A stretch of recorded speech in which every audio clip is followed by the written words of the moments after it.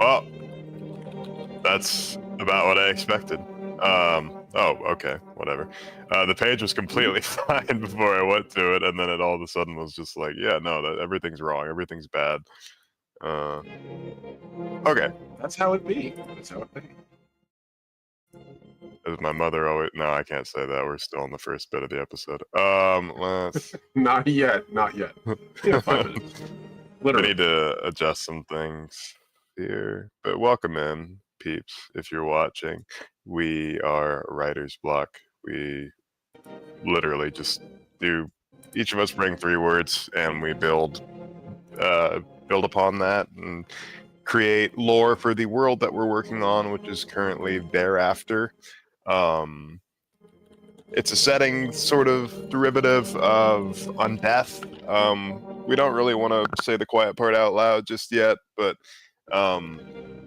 it's an unknown realm. We don't really know why it's there, and we think that it's really interesting to perhaps give players the opportunity to explore, or readers, whatever we decide to do with this. We'd rather let them come to their own conclusions. But in the interim time, each of us have 3 words to add more and more intrigue to the narrative. So without further ado, we shall demonstrate how this works. Omni, would you like to give us your first word? Yes, I would. I've actually got 4 now. Good heavens. Yeah, I literally just spontaneously pulled 3 out of my hat just now. Nice. All right. I'm going to start with the word volatile. Oh.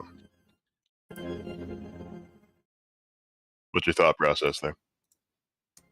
So I've been thinking about, like, the word volatile is so interesting because it represents both, like, potential energy and also, like, it's a threat, right? You don't just say something is, like, charged or, like, something is primed. It's in that same vine. And it's in that same vine, but volatile implies it might just go off on its own. Like, it's not just a thing that's set up that can be powerful.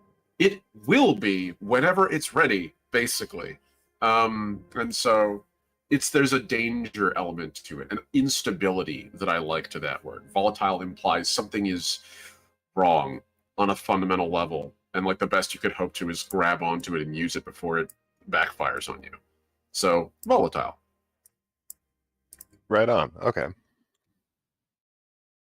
I like that. I like that. You're going to see some contrast between our words here. Perfect.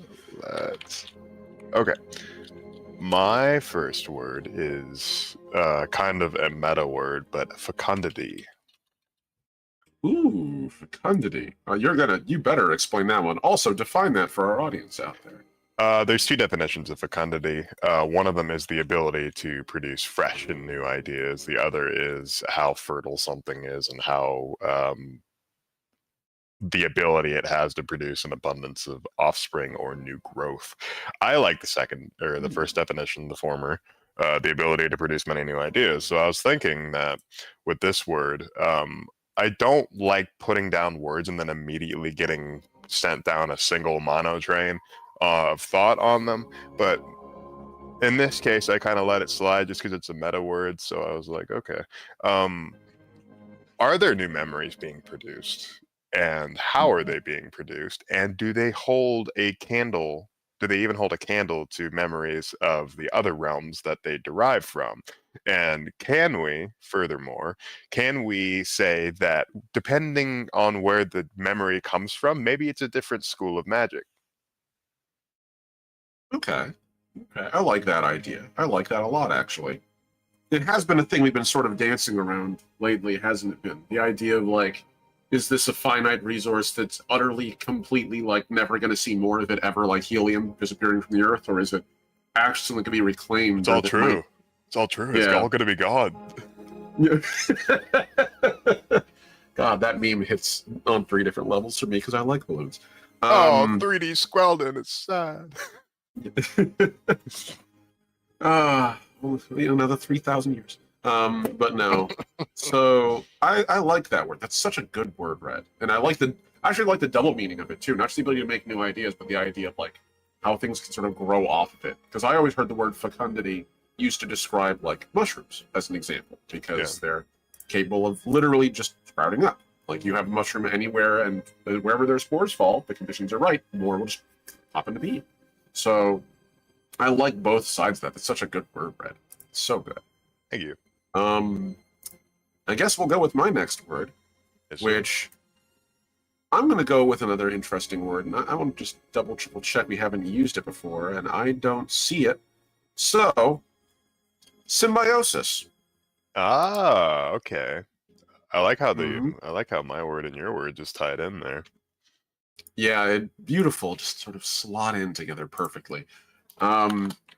So, symbiosis is an interesting word with a lot of different fun connotations for it. In terms of like, if we're going to go by the Oxford language definition, interaction between two different organisms living in close physical association, typically to the advantage of both. But symbiosis is more than just that. There's multiple kinds of symbiosis. Parasitism is a symbiosis. There's 3 different versions. There's like one where it doesn't really benefit the other, but it doesn't hurt the other. There's one where one actively helps the other, and the other gets nothing. So it's an interesting back and forth of it. But I like the namely symbiosis of just living together, or something closely intertwined with it. Now, oftentimes in narratives, symbiosis is almost, it's used in that same vein as like the word transcendence, right? Where it's meant to be a metamorphosis, a combination. Goku and Vegeta turning into Vegito with a fusion dance. That's symbiosis, right? But it falls in that same line of something becoming something else. And in this case, it's 2 somethings combining to become something wholly new together. And I like that. I feel we could use that to play with some of the ideas we have out here today already. What about you, Red? What's your next one? Unless you have some interesting thoughts on symbiosis. I was gonna say symbiosis in the direction we're sort of already taking the words. It gives me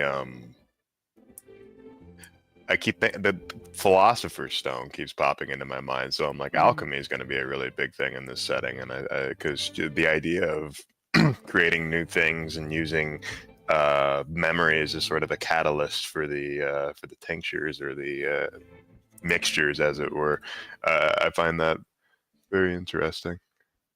Yeah, definitely. What is my next word? Yeah, this is a fun one. Acerbic. Ooh, definitely want that definition for that one. That one's a word I've heard a couple times, but I never really looked it up. It has a couple of definitions. There's an archaic one that means something that is sour, but the more modern one is especially of a comment or style of speaking in which it is sharp and forthright. So I was kind of thinking that we're going to have different cultures here. So what are their mannerisms sort of like? Like, well, how do they treat other people around them? Let's combine it with symbiosis. How do they interact with the Merriam-Webster definition of symbiosis? How do they interact with other people around them? Does their sort of attitude affect other people? I mean, we talked about the Knights of the Worm. They sort of have like a feeling of superiority over a lot of people, in the sense that and some of them also have the good sense to be like, hey, we are providing a service to people. In exchange, they are providing a service to us by providing us with things that we need. So yeah, acerbic is a very specific word, but I wanted to branch out on it a little bit more and be like, okay, how do these people interact with each other? Funny that you picked symbiosis. See, that's the wonderful thing, is that we don't know what words we're sitting down with, so like sometimes they'll cross over a little bit, and at least in the thought process there. But yeah, we can also use acerbic in like the sense that like, oh, it's something of sour taste, but that is a very archaic use of the word. But anyway, Yeah, that tracks. No, that tracks. Every time I've heard the word acerbic, I've actually heard it like usually being used to describe someone's demeanor. Like, I think actually the only like 3 times I've heard the word acerbic were actually, ironically, in the Horus Heresy, because Dan Abnett really, really loves to bust out that Middle English dictionary every once in a while, make Marines seem smart. And so I actually love that word though. It's so interesting. And Hey, it applies very interesting. It's a very intriguing thing to think about. Like you mentioned, what's the relationships between these factions as we're building them up? Like clearly there's animosity, but like how do they interact with the average people? How do they interact with each other? How do they interact with the system? yeah, how do they feel about each other? Like, do Yeah. they see each other as nuisances? Do they see them as a means to an end, a necessary evil, like force of good? Like, I think relationships are just as important as the factions themselves. Because what's the point of factions if they don't have relationships with the outer world? Parasocial factions? No, that's not how that works. You don't actually know me. You don't know Yeah, me. no, you don't know me. Next word for me, because God, Acerbic is so good. I'm actually divided now between the two words I have because they both are interesting. I'm gonna choose the first one. Choose the first one. I'm gonna come back to the other one. Banner. The word banner. I see a theme here. Looks like we're going to be designing a faction. Yep. I mean, if it wasn't that way before, it is now. Fine by me. Fun stuff. Yeah, I like making factions. I mean, same, honestly. It's interesting because, like, for me, the word banner always comes into mind. Like, I've played so many video games and so many like tabletop games, and there's always incredibly strong iconography associated with each faction, right? Like, you think about World of Warcraft, and like the two predominant icons are the Horde icon and the Lordaeron, Alliance icon. Like, they literally can't be mistaken. StarCraft, each of them has their super aesthetic, and Lord knows 40k and war games are all filled with everyone having a banner splash they can put on the background of a page that immediately makes you go, oh, that's this faction. In reality, in actual history, that's not been really the case. In fact, actually, it's rather the opposite. Throughout a lot of Europe, the reason we have modern rules of like heraldry and stuff is because people kept stepping on each other's toes. Like, there's going to be a million red lion knights. Of course there are. Everyone likes the color red, and lions are commonly liked. So they had to start putting like 1,000 rules to go, well, this lion is different than this. I like the idea of banner, but I almost like the idea of possibly deconstructing it. Like, so an inversion on banner. More than just the obvious, here's the iconography. But rather, sort of what's the opposite of having like a clearly defined banner in a way? I wish I could put like negative banner as the word. Negative banner. Well, I tell you what, when we're talking about banners, we're talking about heraldry. So, and you already talked about heraldry. Red Lion is an example of heraldry. We could get as goofy as we want with the heraldry, or we could sort of go the way of the early Christians, and they have a very simple symbol that they draw to recognize one another, a fish. So, we could sort of break that down, as you suggested, and make them a more simplistic, widespread faction. It sounds like we're either making like some sort of union, which, or we're making some sort of criminal organization, some sort of underground criminal organization that sort of operates on things and extorts people and does blah blah blah. Those are my two takeaways. If they want a more subtle bit of heraldry, the last thing you want as a thief is a giant fucking golden red lion on your goddamn tabard when you're trying to rob a place. So, and the Thieves Guild in Skyrim is a really great, or Elder Scrolls in general, excuse me, is a really great example of that. They have a very simple symbol. It's just like a diamond with a line through it. Like, and, the Dark Brotherhood, they have a bloody palm print. Something easy. Yeah, like it always makes me think of like how do actual folks like mark which door to go in. And like there's a lot of like a lot of modern criminal enterprises do very similar things, right? Where they're like, hey, we need a safe house, we need a place we operate out of. We don't want to make it obvious so that when a cop car drives by, they go, oh, criminal hut, right? We're going in there. Like, so they'll do things like hey, like maybe if you look at the eye of like if you put a door and you draw a beautiful like mural over it, but the eye is over the door, or like you put like you leave a bunch of scratch marks or something. I think there was one where they would do poetry and they would end the poetry, whatever the last word of the poetry was, the door it landed on was the door they were supposed to go through. So like stuff like that is always really fun for me. I love stuff like that. Yeah, just like interesting symbolism. And yeah, all the words we're having so far, this faction's at least troublesome, if nothing else, because Oh volatile, yeah. um, enough fecundity, they're spreading new ideas. And do Hmm. they have a good ability to do so, or are they struggling? Symbiosis, how do they interact with the people around them? Hmm. Acerbic, I think we should just use the opportunity to take acerbic and just say, yes, they are firm and sharp. Like they're Yes, professional. 100%. They're not just a bunch of like, they're not gentlemen thieves. They're like soldiers almost to an extent. Yeah. Banner and the deconstruction of it, I think we did good with that, and I think it's my last word, and I don't remember what I wrote, Mhm. so let's find out. Oh boy. Oh, you'll like this one. This one's kind of a curveball. Admonition. Okay. Oh my word. The last time I heard that word was probably Jekyll and Hyde. This is my final admonition, and then Yes. that guy dies. I would love to hear that definition. An act or action of admonishing, authoritative counsel, or warning. And if you want to know what admonish means, it means to warn or reprimand somebody firmly. So, bringing in a sort of authoritative lick to what we've got going so far. So, I'm inclined to feel like this might be a criminal organization viewed by some. I think to other people, these guys actually are just sort of like. My brain keeps going back to UNICEF mercenaries. Like just the idea Mhm. that they do shitty things for a good cause. I could see that. Honestly, that really does track. Um, admonition is such a strange word Yeah. because it is a warning, or like honestly, it's a firm warning. So Yeah.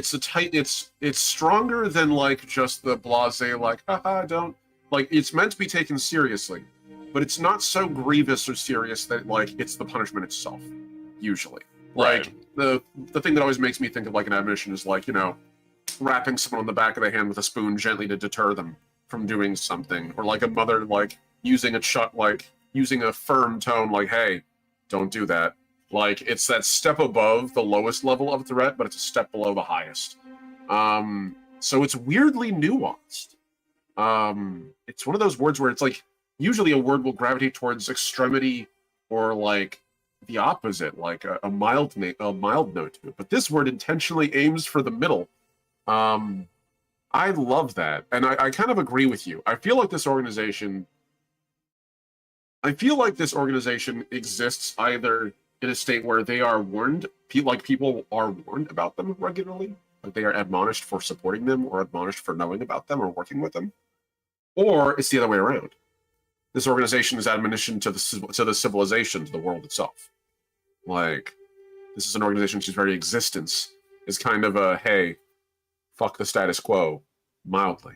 Um, it's strange. I like what you're saying though. I also agree. This isn't the gentleman like thief. This isn't, you know, 007. This is more John Wick in like the violent parts than it is like the nice everyone go into the hotel and play kind.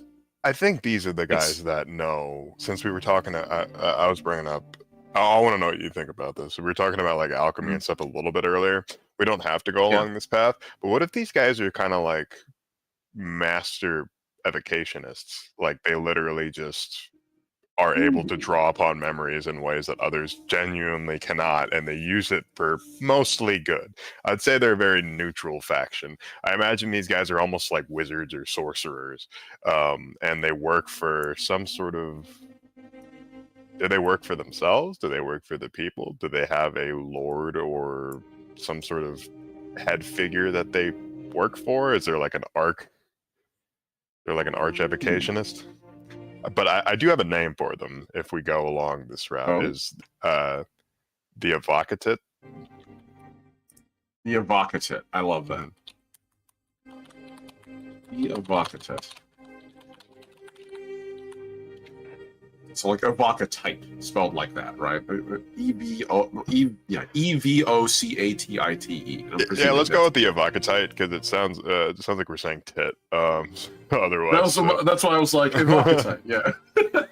Evocatite. Well, after Yeah. 5 minutes, we can drop that word. I don't know if tit is technically a bad word, but we'll I mean, find no, out. it isn't. It's an entire species of birds, you perverts. Oh yeah, that's right. But yeah, You blue boobies. obviously. Yes. I like that word. I love the idea of like wizards or evocation specialists. Evocation is such an interesting like approach to magic. It's that meta magic kind, like wherever it goes. It's magic, the study of magic, big like capital letters magic.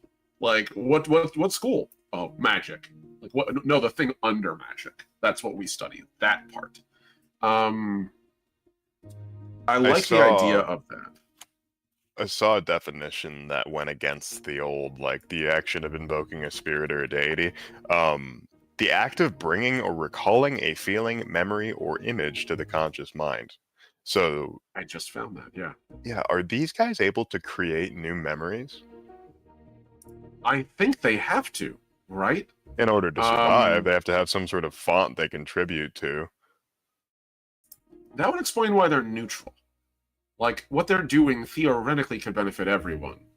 Or hurt everyone, as anyone who's ever known. Acquiring an additional dangerous and fought-over resource does not inherently make the world safer.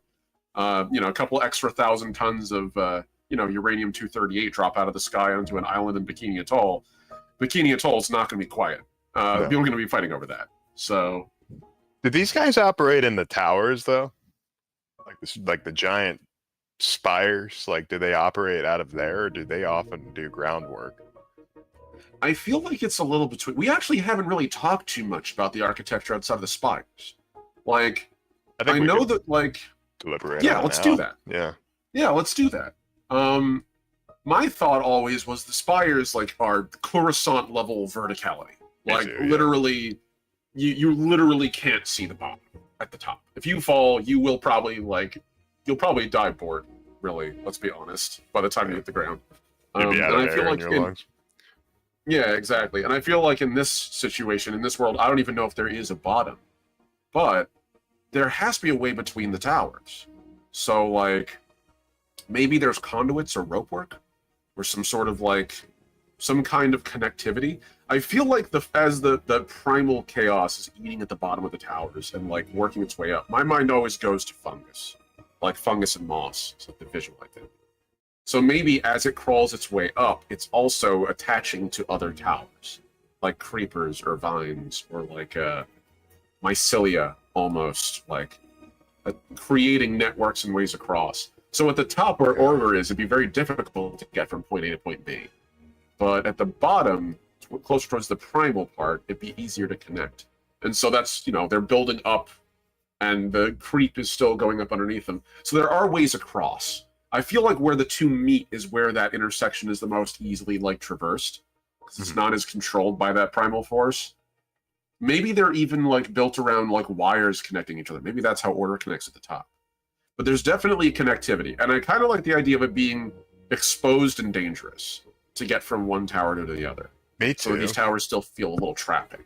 I kept trying to think of like high fantasy stuff, and I was like, no, I kind of want it to be like mundane and archaic and weird, because that fits the setting better. We have the Knights of the fucking Worm, not the fucking flying ships of Eberron. So yeah, exactly. Are you familiar with Salvador Dali's work? Oh, good sir. I'm both Spanish and an artist. Yes, I'm very familiar. Best mustache ever. Giant creatures with just like toothpick-like legs. Ooh, I love that. And they sort of like they like take people from like one level of the tower to another level of the tower, but they can only reach so high. So like they're kind of like peasant travel. And also they're heavily defended because they could easily have their legs fucking broken. So that thus creating another organization that looks after them. But yeah. Definitely feels like a primal chaos faction, for sure. Like 100%. This is an organic creature of some kind. Yeah, and Well, the argument is always, oh, how do you make them stable? Well, the idea is you give them like an air bladder to allow them to float to some extent, and the legs are sort of there just for like movement and directional stability. So I like they're that. I like kind that. of like mammalian jellyfish. I'm going to counter your "Do you know" with another "Do you know." Oh, There man. was a special a long time ago. I can't remember if it was on if it was on Discovery or TLC before TLC turned into utter garbage. Hmm. But in it, they had and it was about, I think it's called discovering alien life or something. It's based Hmm. on a book. An event, we send a probe to another world, and eventually we do discover sapient life, and it's like colossally huge floating jellyfish creatures. Like, and that's what my mind immediately goes to when you describe like air bladder floating around gently, like creeping about. Like Yeah, that same kind of. I don't know if you've ever watched that, but that's the image in my head. that reminds me a They're really lot good. of. Sorry, you were describing. I just finished Blind Sight, that book, and the alien life there is beyond foreign to the human mind. The fact that Hmm. this guy was even able to come up with any of this was just amazing to me. Um, that level of ingenuity, and yeah, no, I agree. Just like sort of, we should give this place. I keep thinking of fucking Natchez from Morrowind. Hmm. You know, like they're big floaty guys with like a carapace and they have like blue tentacles hanging down. But I also think of the Silt Striders from Morrowind is just these giant fleas with incredibly long legs. And combine all that with like a jellyfish, we could have like a really nice high fantasy feel. That was Yep. I really liked Morrowind for its fantasy feel. Obviously, it's a very dated game, so it's kind of hard to get into these days. Especially if you have any sort of frame of reference for modern gaming, it's very difficult to swallow. But Yeah. Yeah. A little I bit. I really liked a lot of the designs in those early days, because they were very inspired. Like they you could tell that. I mean, I bet they even got inspiration from Salvador Dali for the Silt Striders to some extent. Oh, I'm sure. I'm sure they did. But I just Um, imagine that like you were saying that these mycelia or like vines or crawlers, creepers, whatever you want to call them, sort of connect themselves mm, between towers. And I was like, how? I was like, and now I'm thinking, what if these creatures are like bees and they like pollinate from tower to tower and they slowly cause these things to like come together and almost build walls? They're hmm. kind of like I like that. spiders. My mind immediately went to the Striders from Half-Life 2. Yeah, that's Like, another great example. yeah, like this very strange stint. Oh God, what are they called again? Harvestmen in real life. That's what we're Mhm. really building here. Harvestmen that can float. Yeah. Um, Daddy Longlegs, for those of you who aren't familiar with the term harvestman. So, like, I love that idea. That actually works really good. So now we have a way between the towers where people can actually get from point A to point B. And obviously, it's not meant for us, right? No.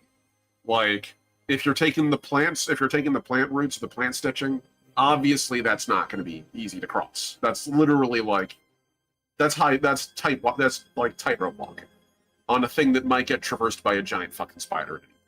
Even if it isn't at all going to hurt you, even if they have no interest in like hurting us at all, they're completely benign entities. That's still traipsing across a high wire, and then something like 300 tons gently strides across it. It's not going to be easy. So, and I if you're trying to cross on these things, it would still not be easy, I imagine. Sounds fucking Like, horrifying. I imagine these like yeah. vines and stuff are like several feet wide because they're fucking huge, and you Mhm. have this giant bug sort of like uh, pollinating it and like making it even bigger. And maybe the bugs, this is their natural habitat. And now that there's towers here instead of like stalactites and stalagmites, it's using the towers and they're getting bigger and bigger. And the guild that takes care of them are growing them and getting them bigger and bigger. But I think we need to come up with a name for these bugs because that will help us determine the name of the faction. I keep thinking of something like lightning mite, lightning flea, lightning beetle, because their legs look like lightning bolts coming down. Hmm. I like that idea. That's an interesting idea. And My maybe mind they keeps going to have stilts. stilts. I like stilt. Yeah, like almost like because my mind always goes to like the image. The only thing I can think of that's on this scale that we actually have in real life is people who do those weird stilt costumes. They Yeah. use like the long prosthetics. And my mind goes to like things like they call what is it called again? Fury Road and like the stilt men, like those guys, stuff like that. So like maybe they're like stilt walkers, stilt something. I can't quite think. Stilt leg. I'm trying to think of the word, but like I like the idea of lightning, stilt, something between the two of them. How about stiltfish? Ooh, I love stiltfish. I love stiltfish. I'm a sucker for that. That's Because it great. gives them like an unassuming name, but they're also just terrifyingly huge. I think there can be variants of them that have like, I was imagining like they're many jointed legs. They have to have, if we're wanting to be a little bit more technical and like have some sense and reason behind the way these things work. So like let's say that this Sharpie marker and this pencil is like one long bone, we'll say, one long bone.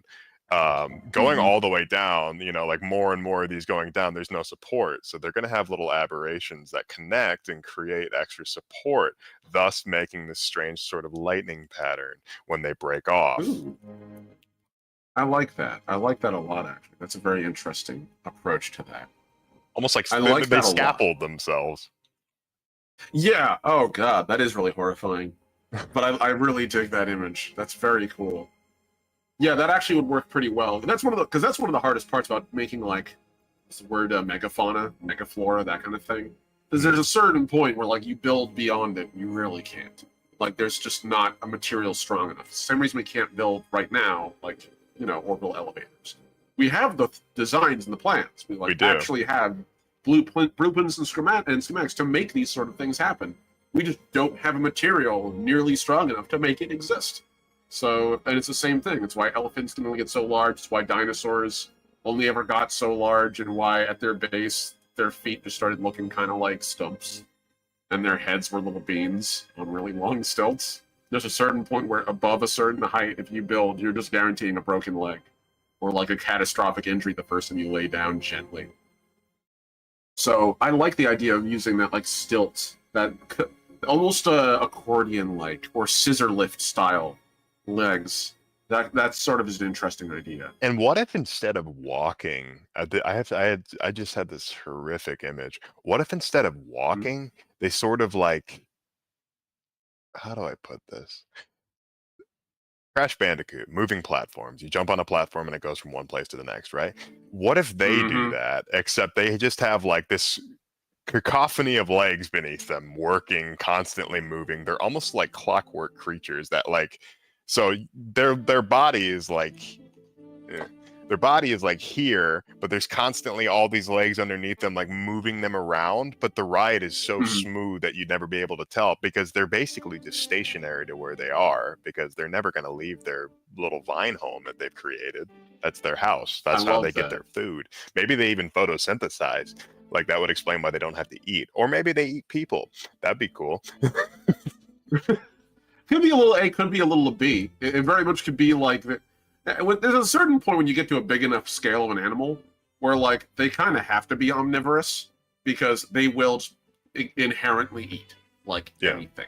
They will just naturally. Like we're learning more and more that a lot of like the animals we consider purely herbivorous back in like the era of the dinosaurs and prior to that, some of them were actually omnivorous, not because they sought out meat, but because if I have a mouth the size of your standard dump truck and I open it up and I eat, a bunch of plants, I'm probably going to accidentally get like the odd monkey or bird, and I just have to digest it. So I kind of like the idea of these things.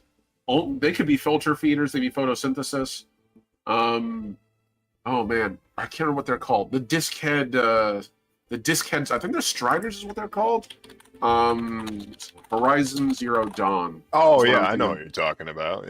Yeah, there's like one very specific like animal where it's basically a giraffe, but it's not. And the thing is very clearly just this incredibly massive dome walking thing. That's sort of what you give me this image of. this very stationary upper platform. My mind goes to like almost lily pad like. Yeah. You get onto that, and it naturally, as this thing traverses the web, you can sort of leap on, and if you get to the, when it gets to the other side, if it gets to the other side, if it crosses all the way, you can leap off before it leaves again. So I think that would probably work the best. The way they eat, I think they literally just cultivate this little vine garden beneath them and then just like eat whatever is grown off of it. They're kind of like, they have like a farming lifestyle, I'd imagine. Yeah. Because they have all these Yeah, individual little legs, and I imagine these little legs have like some sort of hair on them that it ends. Maybe these things are so.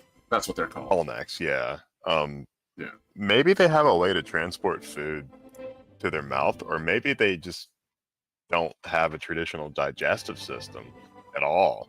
Maybe they literally just absorb nutrients through their skin. We could kind of do a little bit like the spoilers for the movie that came out. At this point, actually, it's been a while. Get Out. If you haven't seen Get Out yet, you're probably not gonna. But if you haven't, go watch it. It's actually pretty good and horrifying. The flying sheet creature from Get Out, like it basically has almost like a. It almost kind of has like a filter feeding mechanism. You just sort of end up in there and it just digests you in its flaps. And that's basically it. This thing could do basically the same thing. I like the idea of it carrying its food upwards. Like using like little myceliae or like little like tendrils, sort of pull it up. The hair works because there's actually plants that do that with water. Plants and animals where they're like, oh yeah, I'm going to stick. It's why, I can't remember which animal it is, but there's an animal that if they just dip their toe into water, it'll naturally track. It's geckos. Geckos, their skin is actually so that if you literally dip their finger into water, the actual like, what's the word for it? It's the vascular motion. The vascular force will literally pull the water along their limbs to their eye and down into their mouth, which is just insane. So something like that could happen where this thing literally just like uses these little mycelia, these little hairs, just naturally pull the water or the food up to their, I presume they have a maw. And it happens that if you fall into this web and you get grabbed, it will not discriminate between a squirming person or a squirming soul, and it's the plant matter, the other matter that it's capturing and eating. So, and that would really suck for a mortal, or I should say for a soul, because, again, we've sort of determined that souls don't really die. They just sort of get sucked dry and then dropped. So, like, I imagine if you get sucked up by one of these things, it's very possibly like one of the few ways that could effectively remove you from the setting. Not that it kills you, but either you're just trapped in there for however long until it eventually drops you, and then it drops you and you fall for, who knows, maybe forever. Like, I don't know how far until you hit another web or you hit a tower. So I like the idea that these things are just perpetually large too. Like they can just get bigger and bigger and bigger. So some of them are just like you can see the base of their legs and they're the size of like 300-year-old tree trunks. Mm-hmm. I like the idea that these things. You mentioned before the towers. Now that the towers are here, they sort of grow between the towers. So it's stalactites. I like that that's possibly the reason why they're so big now. They used to be a smaller, more normal life form with a more normal environment. They're the environment has gotten so, or in this case, not even domesticated, they have themselves adapted to it. The common pigeon we see in cities is actually known as a rock dove, because originally they lived on cliff faces. Right. They've adapted to cities so perfectly, because they already kind of were. Like, they've lived on gray rock faces, now they just live on our gray rock faces. So, in this case, it's an animal that... Yeah, exactly. At this point, these creatures... the environment is just so conducive to their growth that they've gone beyond their natural size of probably still pretty big. Like, I presume, like, Brontos, the theropod sized. Like, I can't say Brontosaurus, that shit isn't accurate as much anymore. But that sort of scale to, like, now, Looney Tunes, comically oversized creatures that are so massive that some towers might look up and just presume it's a cloud, and then a giant leg would just land and then walk past and be like, oh shit, okay. I like that idea a lot. I think we made a really interesting creature here. Stiltfish is such Stiltfish. an unassuming name. It really is. This is like Cthulhian level, bigger than life kind of creature, but like also very much like Cthulhian. It's very much weirdly benign in that we don't register at all as an entity to this thing.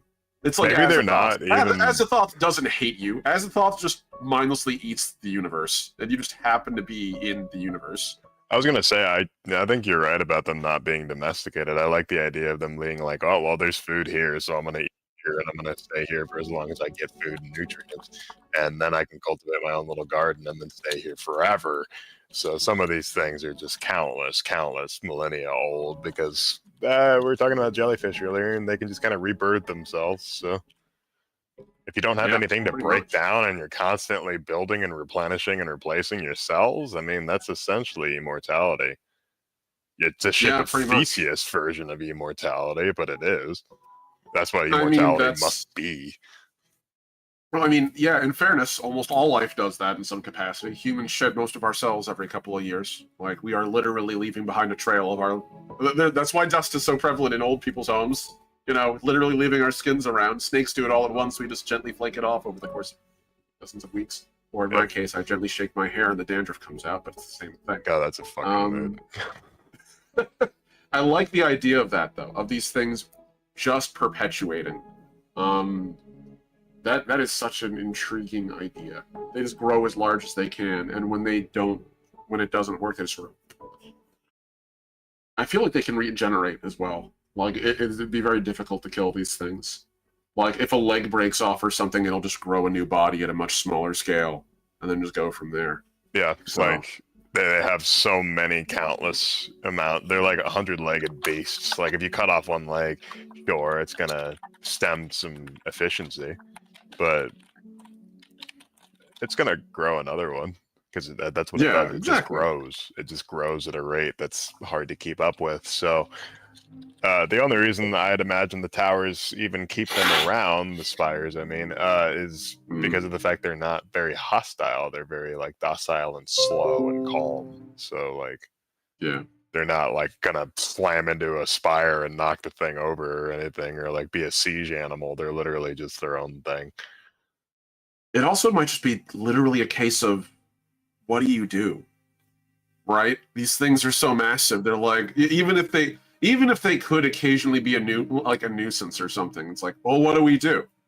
We want to raise, like, you know, an actual army's level of force to try to kill this one very persistent, very weirdly annoying, very resilient animal that largely doesn't bother us. There's a way to do it. Raising the ire. You poison their food supply. Right. And that's a form of war. Yeah, but also the knock-on effect, right? Like, you know, the only way I could see these things actually harming the towers meaningfully, if outside of animosity, which would have to be earned on a scale I can't fathom. It's an ant pissing off a brontosaurus. That's a lot of effort to do that. Would ironically be them dying and falling on a tower. So, like, I imagine most people are just like, no, fuck it, whatever. It's an ornery one. We just deal with it. It's like living somewhere with rain, or living somewhere that just like occasionally you'll get like extra lightning, or living in Tornado Alley. Little shit happens. You get insurance for it. You move on. Like, you have to. Got to take things as they come sometimes. And I think that's what they do. I know you can kill them for sure. I do agree with you on them, but like with the stillfish, it's definitely one of those like. But that's a real, like, that's a sunk cost. That's a sunk fallacy levels of cost right there to try to deal with something that big. Like, even if it's a prop, you just kind of go like, is it really worth it? Or do we just say, fuck it, this guy just likes to occasionally stab a house. And then we move on. Just don't build with, the Lords of the Spire declare, do not build within certain parameters of the perimeter. Yeah, exactly. You know, water infested by crocodiles. Well, don't build off that water. Yeah, simple as.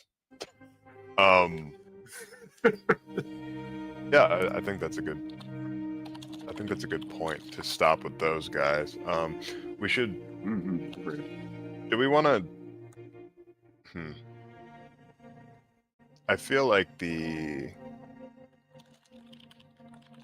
what was that? What did I write down here? The Avocatite. The Avocatite, I don't feel like they have a whole lot to do with these guys because they just seem like a means to an end. And the Avocatite seem more bigger picture. I think the agree. Avocatite are a faction that operates within the Spires.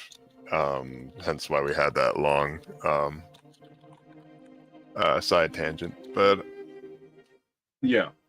I think what they do is gather. Well, I mean, gathering knowledge is always like the thing. I think they're synthesizing new memories from things, like from husks, from creatures of the world, from to the extent of being able to contact. Maybe this is the one faction that has figured out how to make contact with other planes. Interesting. I like the idea. It's just this giant secret. I would like to push back on that. I will yes, but on this idea because I like that idea. I like the idea of them having some means of contacting other planes or other realities, or even like maybe the mortal world. But I think if they do so, they can only do so in a way that is completely what would be the word for it? It's not understandable. Like they can gain advantage from it, but for them, it's a resource to tap, not a communication they can establish. Right. So, like, for me, the thought of like for them, other realities are trees they can tap for their equivalent of maple syrup. Like, I'm not talking to the maple tree. I'm basically drinking its blood. You're exploiting it. Exactly. These guys maybe they have a way to contact other realities, but in doing so, they can only like pull what leaks out of them. So like maybe that's how they're getting these new memories. They're just like, oh, we tap this. Oh crap, a flood of new memories that we can use. Or even like just a steady drip that they capture and keep like a precious resource, because it is a precious resource. Yeah. They have like a maybe their way of contacting other planes isn't just like opening a portal and trying to talk or anything like that, or like listening to something they can't understand. Maybe it is simple as are you familiar with that test that proved a certain substance was liquid? I'm trying to remember what it was, but it only drips at a rate of like once per every several years. I know exactly what you're talking about. Yes. What if it's like that? What if they have a font that is what they have been able to gather of essence from another plane, and it drops, and it takes forever, and they get such just this tiny little treacle of information, and that's it. And it's usually just small, tiny pieces, and it takes years, decades, who knows? That's how they contact other planes. That's how they know other planes exist, is because this material does not exist primarily in this world. And by performing some sort of ritual, they are able to bring this material into the world and refine it at an incredibly diminished pace. So it's, in a way, what they're getting is they are getting memories from these other realities, these other planes, but they need to refine them for use. Maybe it's because these memories are so alien to them. Absolutely. Like, it's the whole, like, they're filtering them in a way to make them functional. I feel like the memories in and of themselves are probably dangerous, like inherently so. Oh, bringing in volatile there. Yeah, exactly. Like, it's the idea of, God, what's the line? Men in Black, the first one. There's one particular line where he's like, you'll get a kick out of this story. This alien species thinks the human thought is so contagious, it's like a disease in most of the galaxy. And like, I like the idea that maybe the memories, the things that they tap, are so alien to the people of this world, to the people of hereafter, that it actually can be corrosive to the self. That like, if they're not refined, they can be almost. My mind is going almost flood-like in this image, where if they're used, they actually can corrupt existing memories or corrupt husks in a way that can be very difficult to reclaim. Oh, okay. So it's one of those where they have to refine them to make them useful. Right. Or in its natural state, it's basically the equivalent of a dirty bomb to use like one of these alien memories without refinement. Like there is a strategic value to that, but it is the equivalent of bringing in like a 500 kg bomb to like deal with one dude. It's a vast case of overkill, and it could spill over. So yeah, I like the idea of that though. So there's like a refinement that has to happen because these memories are so alien, because they might not be from human or humanoids at all. Right. Like they don't know. They might actually be tapping the dreams of a dead god. They might actually be like tapping the dreams of like a hive mind of a universe where there's no light, where like, you know, everything exists moving backwards in time. We can get really speaking of Dali, we can get really surreal with where these memories are coming from. No, So absolutely. And the idea that I had about like that slow drip comes from a universe that is incredibly close to a black hole. So time is passing very differently. You know, we could look at it from a cosmological standpoint. But I was also thinking, I said ritual in order to get, hello cookie, a ritual in order to get these things. And I was like, well, what does the ritual sort of look like? You son of a bitch, stop. Fucking whipped his tail around and slapped me as hard as he could with it. You he little just ass. wants to get his butt on TV. It's all right, buddy. It ain't Mardi Gras, but we appreciate the energy. But I was like, what does the ritual look like? Where do they even get these things from? They don't just manifest them from thin air. That's not how we've built the setting so far, and I'd like to continue in that direction. What if there are some souls that were so powerful and so mighty in their time that they were able to go to these different places, and now these guys, the Evocatate, they Evocatite, yes. Evocatite, there we go. Okay. They're almost like an inquisition because they're looking for souls that have these unique memories of places that are alien to them. And maybe even these souls don't realize that they harbor it. Maybe it's in the same way that bees carry pollen of all kinds and they don't really know what it is, and they can bring in disease and stuff like that by accident. So what if these guys are like almost good guy inquisitors preventing these memories from surfacing and creating catastrophes? Because I like the idea that they're infectious, like flood, like a plague almost, and they taint the perfect harmonic balance of the sapient memory by throwing in a curveball, and they don't understand what it is. I think that's what makes it the most interesting, but they know that it's dangerous. Yeah. So they're kind of like an inquisitorial branch, but they're not evil. They are genuinely trying to understand what they're like the CDC. They're literally like just trying to identify a disease, figure out what it does, and how, unfortunately, on the other far end of the CDC, can they weaponize it? Because your that's comparison's so much nicer than mine, because I was just going to say it's the hazmat dudes, but yeah, basically they're hazmat guys. Yeah, they genuinely are. They're cleanup guys. They're the cleanup detail that specifically gathers whatever they can to refine it and see what they can do with it. I feel like this is a faction that might exist. Like this might even be two factions wearing a trench coat, where it's like you have the one faction that's like, this is dangerous, we're trying to contain it. Like again, when you mention the Inquisition, my mind goes to 40K, right? And not in real life, because there's plenty of Inquisition in real life, and I'm Spanish, and I got enough of that in my history. But in like the in Warhammer, when you're dealing with like demons and demonology, there's basically two major schools of thought. How do we stamp it out forever and keep it from threatening people? And how do I put it in a gun? Basically, are the two thought processes. And so I imagine, and they hate each other just as much as they hate everyone else. These two factions will actually kill each other on the regular, because that's what they do, because it's Warhammer 40,000 and nothing can't not end in bloodshed. I feel like it's the same thing in this faction. Here's symbiosis. Exactly. You have two sides of the same coin working together, mostly because they realize they need each other's expertise, not because they agree with each other's methods. One group is trying to contain this threat where these can maybe these memory leak. I might literally like the computer term, but that actually is funny, because that might be what it is. Yeah. Maybe these memory leaks can occur naturally in the hereafter. And so these guys are trying to contain it. But then there's the other ones that are trying to weaponize it, and they might be actively trying to create additional memory leaks to acquire more. So they're purposely using souls as a breeding ground for their experiments, and that could be This could be a giant threat because this could be the thing that does kill people. Like that will actually just end. It will decay a husk eventually, and like that could be a big fucking thing. So you have the guys that are the cleanup detail. They're like, we need to get the fuck rid of this, but they answer to the bureaucrats that are like, we're gonna experiment with this stuff. Yeah, very much so. It's blue collar versus white collar.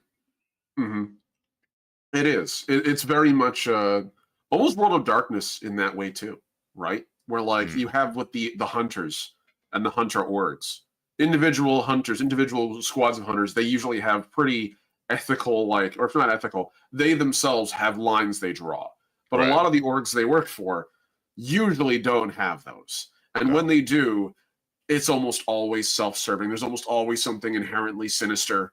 And so it's a case of most hunters don't work directly for one group or another. And if they do, it's a tentative, almost like an internship kind of level of commitment.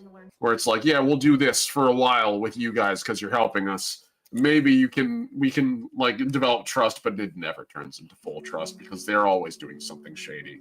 Why else would you run people running around killing for you?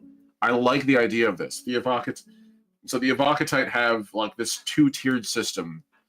Those that are interested in the potential weaponization, the tool that these alien memories represent, and then the ones who actually are seeking to end the threat of it. The ones who are interested in the actual tool of it, they're necessary to the Evocatite because it requires resources to actually contain and find these types, to, these memory leaks. And on the other hand, the Evocatite, on the elite Evocatite, don't have the means, the reach to do this, to like acquire those resources, to acquire that knowledge. They both are trading knowledge. Maybe it's a matter of the knowledge to tap these other worlds and to tap these memories is shared across both sides, and both sides jealously guard from each other. They literally need this. I like that idea because like it's a forced symbiosis, and it's like sort of like they have to stay under one united banner in order to impose an image of unity upon the people that they're technically exploiting, even if for better or for worse. I think the collectors of the stuff should be called leechers, and what they use like these almost lamprey-sized leeches that are able to like pierce through husks and filter out certain memories in order to just obtain the tainted stuff, and they just keep them in these like giant leech creatures. It makes sense. Go ahead. Back to me. I have an idea. Okay, it makes sense to me that they would have to use some sort of. So we're kind of going for almost like a what's it called? Turnip 28? Is that what it's called? Mm-hmm. I always forget the number behind it. Just like very European centric, like, but like not like the typical like, oh, sword and shield and I'll go fight their evil knights. It's just like, no, it's weird. It's like it's European weirdness that we've like wholly ignored in fantasy for years, like just using things like leech treatments and lancing and stuff like that, which leads me to wonder, are the guys that are experimenting with this stuff in the towers themselves, are they just shamans, basically? Like they or are they like actual advanced alchemists? Alchemy is archaic, obviously, but are they alchemists or are they shaman who just like, let's drop a fucking toad into this bowl and see if it creates something? Like, how intelligent are they? Or does it vary? I feel like it definitely has to vary, right? Like, it's the same thing with a lot of these different factions. Which, by the way, my mind went, when you were talking about the leeches, my mind went, what if it's literally like the same species as the gnaw worms? They're just using them for a totally different purpose. I like that. Like, they're like a different, like, off. Yeah. I mean, it makes sense, right? Like, you have a creature in the world that already eats memories. Like, they're just honed a version where they can store them in these things, and unlike the Knights of Naw, they actually like they don't mind killing these creatures to reclaim it. Yeah, because they're just a means to an end. Also, they're disgusting, filthy, eyeless creatures that they just kind of find in the worst places of the world. So. Yeah, it's literally like it's as opposed to a sandworm, it's a memory worm. Literally, it's the same thing. So I like the idea of that, and I like the idea that there are like different ways of like drawing from it. You mentioned that these guys came from like this history of when they were alive, they knew about other worlds. I think that that's the case. We're talking about the level of expertise here. How many different kinds of folks can learn about other worlds in every TTRPG setting, right? Like, if you're just at D&D alone, the number of folks that can traverse other worlds include, but are not limited to, sorcerers, wizards, warlocks, druids, and also rangers, who used to literally, like, that's where planeswalkers came from. That used to be a subclass of ranger. And so, like, these are folks with, just in D&D, vastly different perspectives on how magic works at all, or if it even qualifies as magic, or if it's just that thing Dad gave me, or the thing I used to make my bow really, really hit hard. Like, yeah, I mean, the definition of magic is just, in its own right, is something that is not yet understood by the human mind, a phenomena that is not understood by the human mind. Therefore, it is classified as simply magic. All magic is inevitably technology. Once we discover how it works. In this setting, I really do like the idea that it's all still magic. Nobody really understands fundamentally how it works. That's why there's so many factions pushing to try to figure out how it works. Yep. No, I agree. I feel like it's really not how knowledgeable are they. It's how do they go about exploring and exploiting that knowledge, right? Like, what's the difference between a modern day pharmacist and a witch 300, 400 years ago? Like the pharmacist issuing you cough syrup versus 300, 400 years ago, a witch mixing menthol, like mint leaves and like berries to create a soothing balm you just inhale when you burn it because your throat hurts. It's the same thing. The difference is one of them's mashing it up manually and is using stones and pumice in order to make this shit work, and the other one's using a microscope. Like, they're both doing the same thing, just through different means. So I feel like this is definitely the mythology mixes. The methodology changes. I think these guys do have like proper tools and equipment. Like they have like science labs, not like of our modern equivalent. I'm talking like Galileo level of science lab, like 15th, 16th century type stuff. And we could take some inspiration from Da Vinci as well. Also, you're bringing up witches. I brought it up when we had Nathan on. That was Nathan that we made the worms with, right? Or who am I? Yeah, Nathan was the one. Okay. Nom must eat. Yeah. I always remember that. Yeah, he came with the word worm, and we just all latched onto it.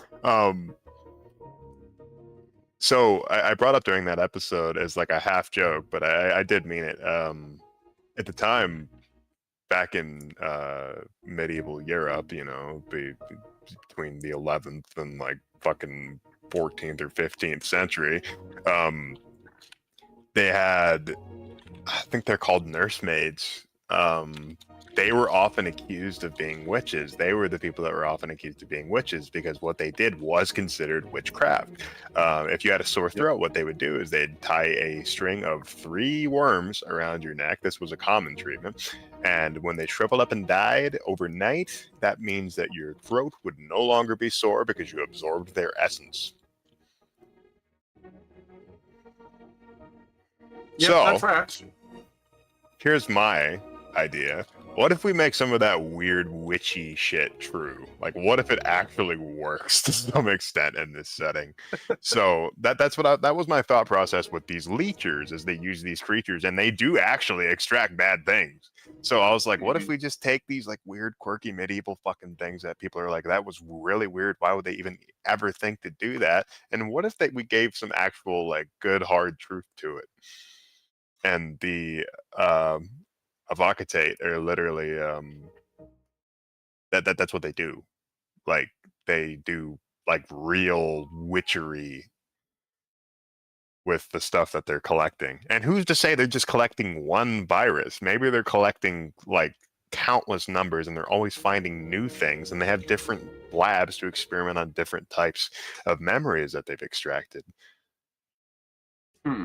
I like that. I feel like it's definitely a case of everyone has their own methodology in this. Mm-hmm. And that's how we're arriving where we are. Like you said, they all have tools by which they can function, but how much they depend on them or in what way they use them will vary well. What tools they favor, like, God, I hate to make a Breaking Bad reference, but it's an art form, man. Right? Like, you know, one guy's gonna mix a little bit of one guy adds a little bit of cinnamon into his batch, and another guy's over here using an electron microscope to get the purest version that apparently magically turns blue. Apparently that doesn't really happen. I went down a hole for that for a while. But anyway, yeah, I liked the idea of that, where there's the different factions use these different things. I like the idea of using the leech to extract with. Now the real question is, what do we do with the leech afterward? Right? Like, it's the toxic waste conundrum. Sure, I can clean up toxic waste. Where the fuck do we put the toxic waste? It's not safe. To the siltfish. That's so fucked up. They could absolutely do that. I feel like it's a case of depends on who you are. I love the idea of the stillfish. Like, some feed it to stillfish. Maybe that's partly why they've gotten so massive. There's literally a part of me that wonders if some of them just go like, fuck it, it's not my problem, just throw it out of the tower and just let it fall where it falls. Yeah, just do like the fucking, like, look out below, like fucking slot buckets like they used to do. Yeah, just... Exactly, but when your tower is literally so tall you can't see the bottom, like... But then your tower would be don't know if there's a bottom. Like, nasty brown and green and yellow, like, ichor streaks out all of, like, the windows. Actually, that's a really cool aesthetic, though. That might be like the first steps of the natural order, the natural chaos faction, like creeping its way up. Like, that stuff hits, and because then these guys seem pretty up. ground level. Like, they seem like maybe like the first 100 stories, but like everything above that, you're gonna start having like a fucking fourth dimensional shape for a head. So like, you're starting to go in that direction. Maybe this is just like we already did talk about how this is a hierarchy. What if a lot of these guys literally just they start as leechers, they work their way up to the evocatate, and the evocatate thus works their way up into, I don't remember what term you came up with, but I really liked it for the hierarchy of the spires. Oh God. The word I usually would use is I think it was like ascendancy, but like for the spire, specifically for complex order. Oh God, there's like a word.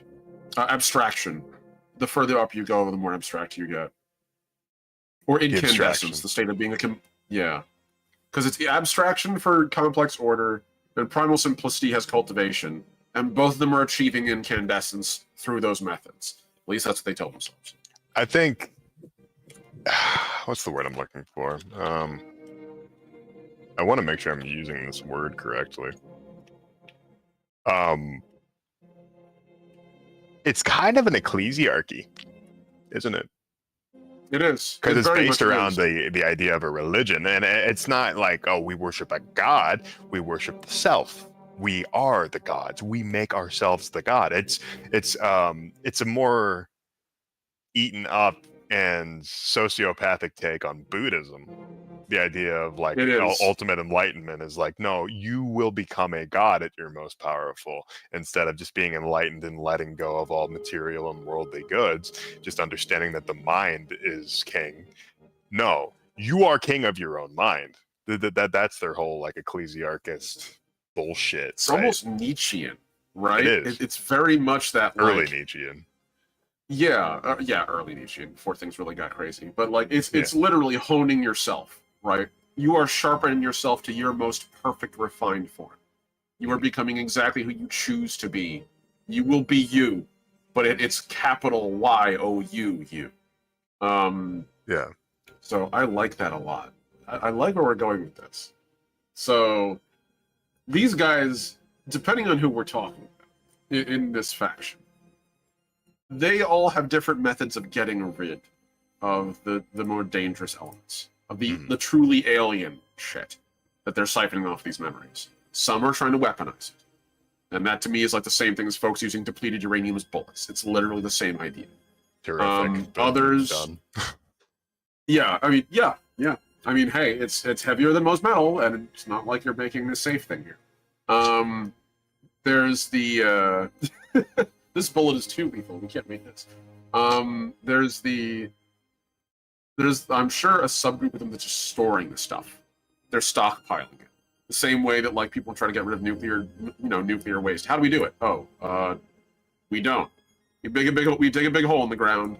We bury it. We hope no one digs it up in 300, 400,000 years. We're just going to put a bunch of signs over it and hope they understand what the words mean, what the symbols mean 1,000 years from now. Right. There's the guys who are like, fuck it, and they just pour it in the river or dump it out of their windows. There's a term that's our three sides of it. Well, yeah, because it's like the higher up you go, the more, enlightened you are, right? So like you're doing less dirty work and you're thus delegating. You become a delegator. Mm-hmm. And I think the people at the very, very top of the ecclesiarchy that don't even have like any remote resemblance to humanoids anymore, I think that they just delegate. That's it. They do nothing else. They just float and delegate. Maybe they don't even need to consume anything. They are their own memories, and I like the idea that these guys become so powerful that they basically just sort of like filter feed and siphon the memories off of other entities around them, thus making them incredibly dangerous. Yeah, I think that's fair. I feel like it cuts both ways, right? Mm-hmm. At the very bottom, you have these folks that have become so entwined with the very nature of just existing, almost like embracing entropy, right? Kind of this, yeah, I'll change. I'll be, they are embracing what they eventually become.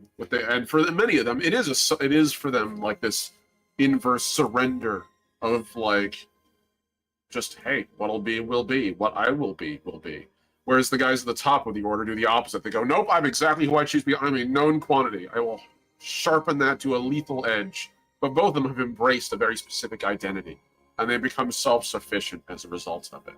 But that self-sufficiency is like alien to this environment. Everyone needs memory. They consume memory. It's how the environment works. And these guys just don't, or they engage in it in a different way entirely. Like you mentioned, filter feeding, right? Yeah. Or like an aura almost. Static. I kind of like the idea of them skimming memories. The most powerful ones literally being in proximity might actually drain memories from other people. Just natively. They go to a source where it's empty. That's interesting. But these guys, I agree. They feel like they're in the dead middle, right? Yeah. Or at very least, if they do lean one way or another, it's within the org. Like, the guys that are weaponizing this definitely feel like they fall more into order than they do into simplicity. Because I can imagine simplicity looks at this and is just like, you're bringing what into what with what? Why are you playing around with this shit? We don't even know how to handle our own memories. And you're fucking around with radioactive memories that can kill everyone? No, thank you. I think the Leechers are seen as order, despite the fact that they are more simplicity. They literally are just basically practicing medicine in a very humble way. Yeah. But they're also still viewed as order because they are doing this for what can be perceived as a nefarious end. So, yep. It's who they answer to, ultimately. It's who the individuals are answering to and what they're serving. And how do we tie in admonition? What's the slap on the wrist here? How do they fuck up? I feel like it's the internal. That's why they're still doing it. So you have the two sides to it, right? Well, again, my mind goes to 40K's Inquisition, radicals, and the more like puritanicals. The radicals are always experimenting. And it's not always bad, for the record. Their experiments allow people to understand the way the world works. These guys experimenting with this stuff that naturally seeps into this world anyway because memory leaks happen. Like, it is an important thing to understand. But in doing so, they're feeding these dangerous folks who are trying to weaponize this stuff. Who might be tearing open more memory leaks from elsewhere. And so internally, there's the side that's like, hey, this is the price of entrance, folks. Like, this is how we do it. I can't remember the exact phrase, but it's like the you can either be the good guy or the guy that saves the world. I think that's actually Invincible. Recently, that came from. So these guys might just be like, hey, it's the danger we accept because the alternative is a danger we don't understand. And the other side, it's like, nah, you're playing with radioactive, I keep saying radioactivity, but like it's basically what we're dealing with here. An entity and a force that's so dangerous and corrosive to all the creatures that live here that it's just, there is really no safe way to handle it. It's just safe enough. And so this feels like it's an internal thing. Like, there's the radical path of the Evocate, and then there's the puritanical path. Puritanical path of like, we are containing this as best as we can, closing these taps off where we can, and just our goal isn't to secure this stuff, it's to prevent it from existing in the first place, prevent it from bleeding into the world, and if we find it, we put a stopper in it. And the other ones are like, what if we put a tap in and then bottle it? And so that's where the admonition comes in. They aren't at war yet, but these two sides are very close to it. This is like a fundamental, existential, internal threat that they manage, and how they both want to handle it is mutually exclusive to the other's existence. And there's a sort of there's a back and forth of symbiosis here. The question can come down to, philosophically speaking, is why would they want to keep these diseases away? It's like, well, these people grow your food, and you have a sort of symbiotic exchange of you keep them safe from threats they could not even fathom, and they grow food, they cultivate the land, they, bring new souls into the world, and thus giving you more stuff to do. And the natural lead up is a form of experimentation, and that's when it sort of gets bleak. It is like, okay, now you're exploiting these people rather than having a symbiotic sort of trade-off. I also had an idea, maybe not the Evocatate. I had this idea of Monastery of the Extra Humors, because these are the reason I use extra humor, one word. It's a word I just came up with because I'm weird. Extra being from beyond a place of our understanding, so they're extra humors. So like these things that they're extracting, they can call them like corrupted memories or whatever. I think the term that they would use is extra humor. Interesting. My memory is called extra humor. Maybe they could pronounce it in an arrogant way, like extra humor. Like extra humors. Yeah. I like that. That's an interesting way to describe it. I very much like the idea of like these, because they definitely have a term for it, right? Mm-hmm. Like, we don't call it in the real world when folks deal with like toxic waste or nuclear waste. They have a word for that. Like, they have individual words for it. Right. That's where we get the terms like, as an example, corite, which is a term specifically for a type of nuclear waste, a particular material created by the actual like melting down of a nuclear reactor. Right. And so like they would have their own equivalent word for that. Extra humor sounds like it definitely sounds like a word that's used. I like that. Because it still like has that 14th, 15th century alchemical sort of tie to it. So I'm trying to keep things involved. And they probably don't perceive the fluid that they're made out of as memories. They probably perceive it as the great humor. It is the humor. It is the humor of life. And extra humors are things that end up in our humors, and we don't understand why or how they're there. And thus creates an entirely new conflict. What did these extra humors do to people? So we have even more to talk about than we have time allotted for this stream. But that's because this definitely feels like one of those we could come back to this and keep revisiting it. Oh, absolutely. Because this feels like it's a very important part of the setting here, because up until now we've danced around the idea of having tools that can destroy memories and destroy souls.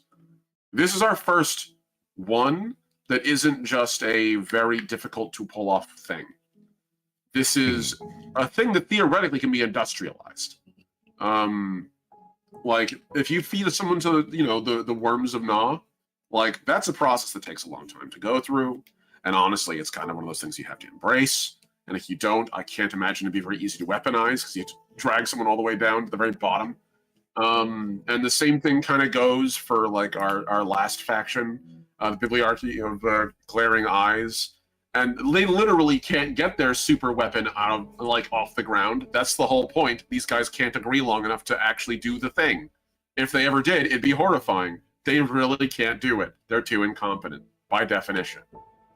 But the Evocatate, and I'm changing to the Evocatate, because you keep calling it the Evocatate, and I like that. I'm going to go with it.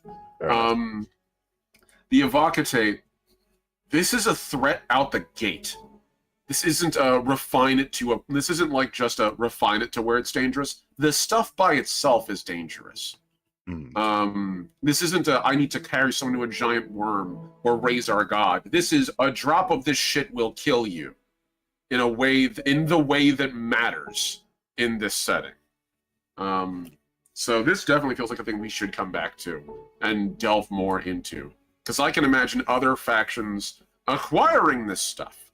Possibly through elements of the Evocatate. This is the material, this is the thing that they might not want to trade with, but like, you trade what you got. And if we're talking about factions working with other factions, these guys seem like the sort that have their own internal squabbles, and they're willing to go externally to help solve them. Yeah, I think that as a whole, the Evocatate are the ones that are like doing the proper containing, like they are the second level up, and to the extent of like some of them are experimenting with it, and for better for worse. Meanwhile, the leechers belong to the monastery of the extra humors. They are literally just like monks that go out and do like just this mundane work so that the Evocatate can carry out the very important scientific stuff. So I think those are the two separate factions, is the Evocatate and the monastery. I like that. The Evocatate and the Monastery of Leechers. And they give it that whole aspect of like you're doing holy work, or you're doing work that will later like purify and help shape your soul into something that will fit higher up in the spires of the ecclesiarchy. But some people never leave. Yeah. So. I also imagine this is one of those, they get a look at actual upper management. And some of them might just be like, nah, fuck it, I'm fine here. Like, yep. And we've all been at those jobs where like, oh yeah, there's potential. We can possibly like go up the ladder. But I like actually having a life and not being a despicable piece of crap. So I'm just gonna stay here. Yep. I don't like backstabbing. Same. I love what we got here today, man. This has been a hell of a session. We're at an hour and a half. Oh, perfect.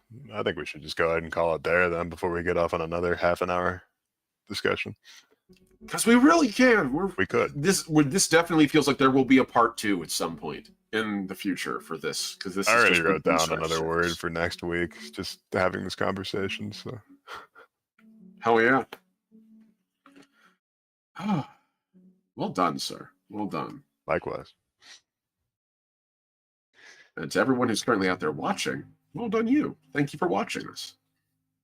Yeah, and if you guys ever have any submissions in the future, be sure to leave a comment with the word that you were thinking, or maybe even just like an actual prompt. You can give us whatever you like, whatever you're thinking. Make sure to like, and if you want to see more of this type of content, likes help, subscribing, sharing it with your friends that might be interested in sort of a creative, comfortable, free space. I mean, one of the things I enjoy about doing this is that other people can come in and listen and derive their own ideas from what we were doing, because who's to say that our two brains didn't miss some really cool ideas that your brain could have picked up on. So we love providing inspiration for stuff like that, and we are doing this just genuinely for fun first. So like I said, any ideas are welcome, and yeah, thank you for joining us. Take care, everybody. Keep writing. We'll see you real soon. Next week, same time.